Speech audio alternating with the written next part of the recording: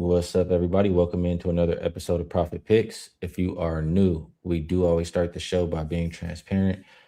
Yesterday, I took a step backwards. I had the Houston Cougars first half, and I mean, I didn't consider senior night, and then we would have, two starters that were not usual, and they got out the gate very slow. They were down like close to 10 points right out the gate, and we're not able to recover fast enough. So that was a loser.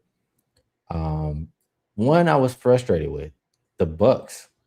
Did end up taking the Bucks. They went up by 17, end up losing by 18. I'm like, what the hell happened there? So two losers. The one winner I took was the Pacers and Clippers over 227 and a half. Vino, hopefully you did a little bit better than my 1 and 2 day yesterday. Yeah, yesterday was good. It could have been 5-1, but it wound up 4-2. Nice. College was 2-0. Boy, Florida State gave me a little bit of concern at the end, but we won't get into that. But the NBA, and the reason why I say it could have been 5-1 because I had Portland team total over 122.5, and they got to 122. So we got hooked in the Portland game, came close, but we did get the Atlanta Milwaukee game. Skee, I had full game over, so I included the Atlanta side, and we got their full game over pretty easy. Where Milwaukee's concerned, real quick, I will say this because the other day I had their team total, or maybe I had full game total against Toronto. It was over the weekend. They scored 66 in the first half and didn't get to 100 for the game. Last night they had 71 at half and barely scored in the second half. So there's something going. I mean, I don't know what Glenn's halftime adjustments are, but they must be, hey, listen, don't score in the second half because that one kind of got Milwaukee, both team total wise and sidewise. The other winner last night was the one I left here, and it was my biggest play of the night. Clippers team total over 120, got to 130, 42-point first quarter, never in doubt. Had OKC. As a matter of fact, last night they got beat. Now that I think about it, I had them laying 4. They won by 3. That one made me mad, Skee. I don't want to ramble too much here. We got a lot to talk about, but that one made me mad. +7 with a minute 19 left. SGA never sees the ball again on 3 possessions. It's either Lou Dort running people over and fouling out, or Chet half-assing a three-pointer that doesn't, they don't get fouled. They don't anything. I'm like, put the ball in SGA's hands, for goodness sakes. He's the only guy at the end of the game. I've said it before about that team. I'll say it again. They do have Jared McCain now, but Isaiah Joe, only pure shooter on that team. They don't have shooters, Skee. They got scores, but they do not have shooters. And at the end of that game, I was like, man, I don't want the ball in anybody's hands. But Shea's didn't work out that way. So let's get on to today. Enough of my rant. All right, let's get it. We have a good amount of games. I don't even know that we should start at this one. I mean, how much time do we want to waste on the tankathon? The Jazz versus the Wizards. Wizards are now 4.5 point favorite. Yeah, I'm not wasting a whole lot of time here. It's over or nothing for me, and I'm pretty sure it's going to be nothing. Vino, what do you got? Yeah, I would say over or nothing. Jazz schedule pretty tough.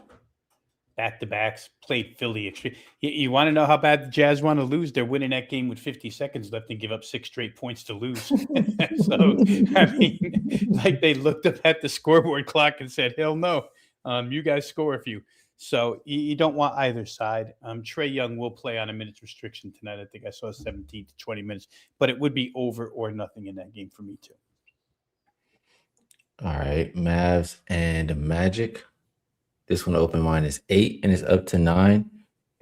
Total right around the opener. You have Anthony Black questionable, Wendell Carter questionable, Isaac is questionable, Franz Wagner out.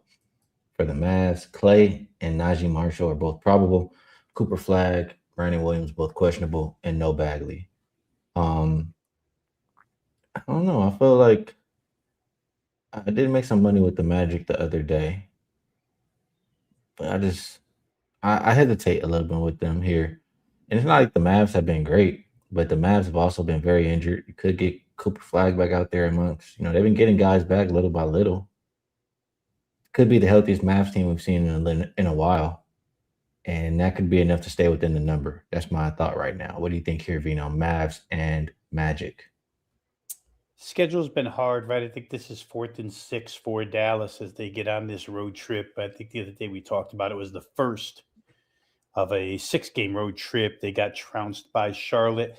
I know you had a number the other day, or maybe it was just not a number, but something you remembered that Orlando against sub 500 competition has been really good at covering numbers. Orlando's on rest here. Um, I could see them getting the best of Dallas here too. Dallas obviously not a lot to play for, a ton to lose for. If they do get flagged back, maybe, but I think the only way I could look here is Orlando. I just want to go back really quick to the Washington Utah game for half a second. Since we came out of the break, Washington's done nothing but play above 500 teams. It's the first time they get to play a sub 500 team since they played Indiana, and I think they beat Indiana twice back to back. So maybe Washington does pick on lousy teams. We'll see. I have to say, Mavs team. The Magic beat up on the Less Than's. The Mavs could be better than the Less Than tonight if everybody's available. That's just my thought. And if they're available, there's no way I could lay with the Magic here. I really prefer the Mavs. The Mavs, what they play tomorrow? Is it? Yeah, they play tomorrow, but Mavs aren't looking ahead for any games. The Magic, they do. It's the last game of a homestand. I don't know, Vino. I want to try to get there with the Mavericks, but I guess I need more time, and I need the injury report to shore up. Um. All right, next game up: Warriors and Rockets. Opened up -9.5, and it's down to 8.5. Total open 215.5, and it's down as low as 213. Injury report for the Warriors: Gary Payton is questionable. No Seth, Steph, Moody, Porzingis, or Will Richard. For Rockets, Şengün is questionable. Jabari Smith Jr. is questionable. Amin Thompson is questionable. I mean, it's a lot could be missing for this Rockets team. How the hell are you laying close to double digits? You're going to be missing all these guys, or potentially missing all these guys. I mean, the Warriors are not a team that's going to give up. They're not a team that's going to tank, regardless if there's stretches where they don't play well or not. You know, as far as where Steph Curry's at in his career, it's no tanking seasons. And I just think you're going to get a really good effort from the Warriors. And both teams are rested. The Rockets, I think, play tomorrow. Who do they play? They play the Blazers tomorrow. It's not like they really have a look ahead, but I could only take the Warriors here. What do you think, Vino? It's so different than the first time they played this year, which was so long ago. It seems like another season, but Houston was out for revenge from the playoffs in that one. They held Golden State to like 100 points, I think, or maybe less than 100 points in that game. Everybody played. The guys that played in that game for Golden State, I mean, Steph and Jimmy, even reserves, Will Richard and Moody played in that game. They couldn't get to 100, but this just has such a different feel. Like Houston thinks I'm sure they're just resting guys because of it's the front end of a back-to-back, but they don't seem to have the killer instinct, I will say, or want to win, desire to win or prove a point like they did the first time around. So yes, you could see the underdog. Here's what we know: Golden State's going to shoot 40 or more threes. If those threes go in, you want to be on Golden State. If they're not going in, then this game's an under, which is where people have bet this thing already. I think I just saw Skee 213. Yeah, I'm looking right now, 213.5 off of the opener of 215.5. Little downward movement on the Houston side. I don't know. I could see either one of those thought processes here. If you think Golden State's going to shoot it well because Houston's resting guys, I could see +8.5. If you think that they're just going to chuck and Houston's out there for the thrill of it, I could see under as well. So I probably wouldn't play that game. There's too much going on there for me. Rockets are 10-16 as a home favorite, and they could be potentially without guys. I see Brian saying that I don't know if I said guys are out. They're not out yet. They're questionable. 3 guys Mhm. questionable. But, potentially missing those guys and you're already not getting this role, um, really make me want to look there. There's one more thing I just wanted to check here. You're talking about 3-point line. So I'm just double checking some 3-point numbers. All right. I'm not going to hold it up any longer, but I like the Warriors here. I think the Warriors are the right side in this game. Next one, we have Nets and Heat. Didn't we just have this game? Is it? Yeah, we did. And I didn't want to look at it then. I don't want to look at it again now. I mean, I got nothing to say here. I want nothing to do with this game, Vino. Anything you got for him on Nets and Heat? Wait a minute. Wait. Don't be so hasty. Now let me look.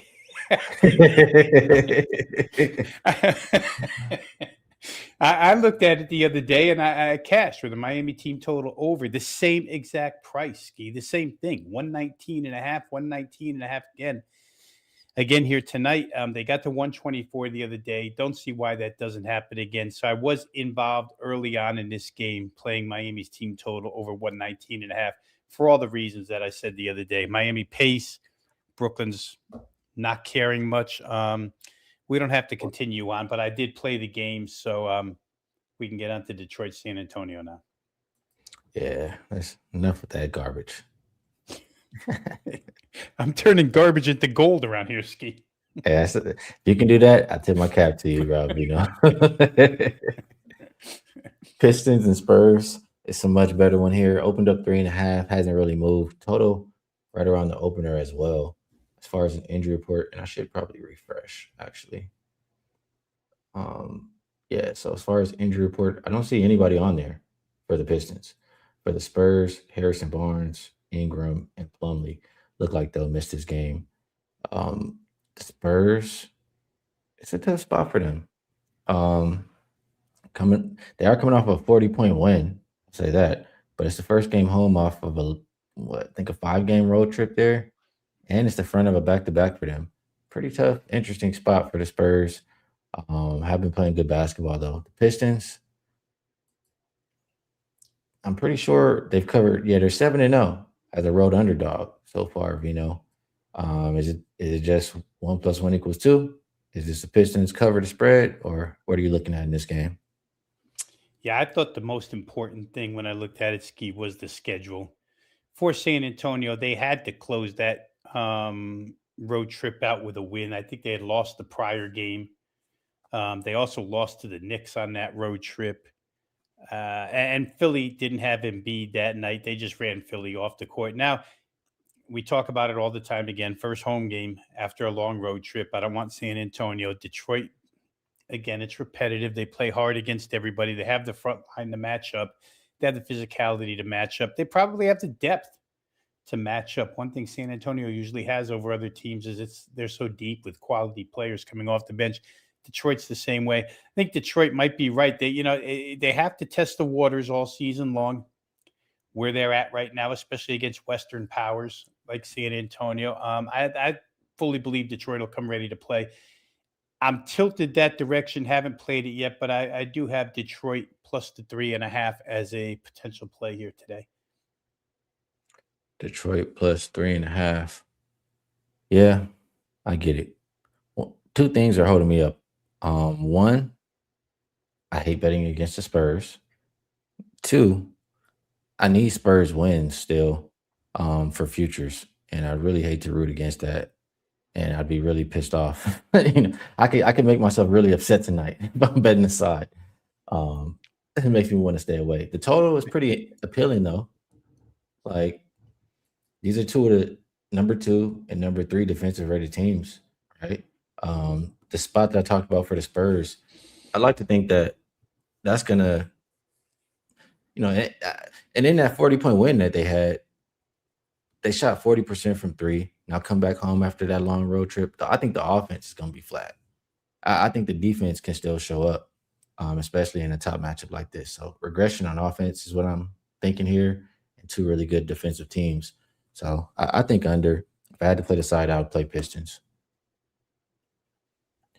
Next, we have Raptors and T-Wolves. Opened up -7 for the Wolves. Is down, we'll call it 4.5. Total open 227.5, down to 225. And we did get Ant downgraded, right? So let's just let me get where we have that. I don't see. Oh, there we go. Yeah, Ant questionable. Clark is questionable. Ingles is out. For Toronto, you have Ingram questionable. CMB out. I mean, I think that Ingram is more important to me, to the Raptors, if I want to cover a point spread than Ant with the Wolves. Like I've seen this Wolves team play pretty good and cover games without Ant. It would make me scared to death to back the Raptors if Ingram is rolled out in this game. Um, and I was a guy who was leaning the Raptors, all day, but I told you it was holding me up. What do you think here, Vino? Well, and you wanted to back the Raptors at the opener of 7. Minnesota, second worst point spread team in the league. You've gone over it a number of times, especially when they're laying points in the 7+ range, not necessarily 4.5, but they don't cover spreads. 26-36 against the spread. They're only 11-17 at home against the spread as a favorite. So it's not a good role for them to begin with. And Toronto, if nothing else, has been playing pretty solid defense. Did lose, or not lose, but we had Toronto, New York on the show the other day, and I was building a foundation for Toronto, which didn't come true. The Knicks just happened to own that team this year. I thought there were a lot of things going for Toronto in that game that didn't happen. Now they take to the road.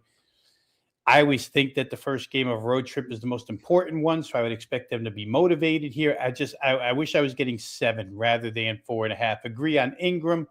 His length too on the defensive side is a little bit bothersome. I'm not interested anymore, Skee, but I can think of anti-Minnesota stuff all day long in this case. Yeah, I mean, obviously the opening number, but in the NBA nowadays, I'd rather have certainty with the lineup, than trying to, rush to go beat a number. So if I missed out, then I missed out. But I'm not betting the Raptors without Ingram. I'm telling you right now. I'm not doing it. All right. Suns and Bulls open up -11.5 for the Suns, down to 10.5. Total right around the opener for this game. For injuries, I mean, Dylan Brooks is out. Goodwin is out. Williams is out. For the Bulls, Buzelis, Giddy are both questionable.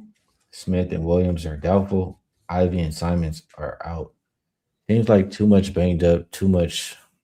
I mean, I can understand when you look at the injury report why the Suns are this big of a favorite, but it doesn't mean I'll bet them. So if I have to play this game, maybe it's a Suns. I would ask you this, Vino. Would you rather bet on the Suns defense or offense for this game? Or is it No, just yeah, take I the Suns? did. I did bet, and I bet on their offense. It's probably a little of both. Skee. I faded Chicago's defense and bet on the Suns' offense with Booker back now for a couple of games. 117.5. Bulls haven't played any defense. They have since the last couple of games. Chicago's offense showed some life, but they were lifeless like the 5 prior. That's what kept me off full game, especially potentially no Giddy. Kept me off full game total. Rather isolate Phoenix. I think they could get into the 120s against this defense at home here tonight. So for me, it's Phoenix over 117.5 team total. Already played it, so there's no getting out of it now. What was the number? 117.5. Okay. Yeah, it is very, very doable. Dropping Dime seems to agree with you in the chat. So seems like a good play right there. Lakers and Nuggets opened up 5, still looks like 5. Total did go up a little bit from 238.5 to 241.5. As far as the injuries, Cam Johnson is questionable. Aaron Gordon is out. Jones, Watson both out as well. For the Lakers, Maxi Kleba is questionable. Um, I had that talk about, Adelman, saying the Nuggets need to play some defense, and they were doing it.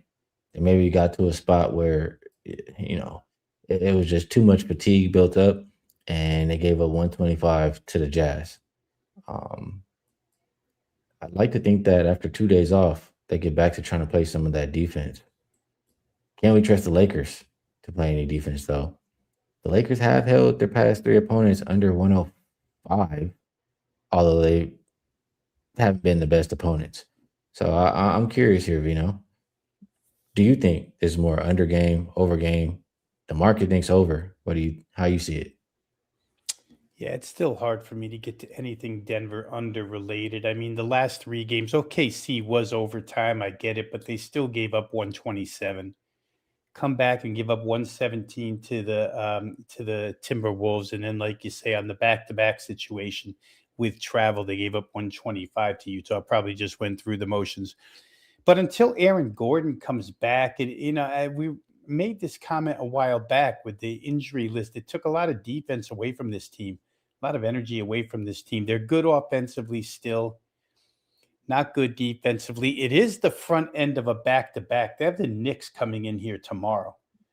I don't know that one game is more important to Denver than the other. You would assume that the Laker game would be more important because it's Western Conference, but I think they're both of pretty strong importance. We'll see if they rest anybody tomorrow night.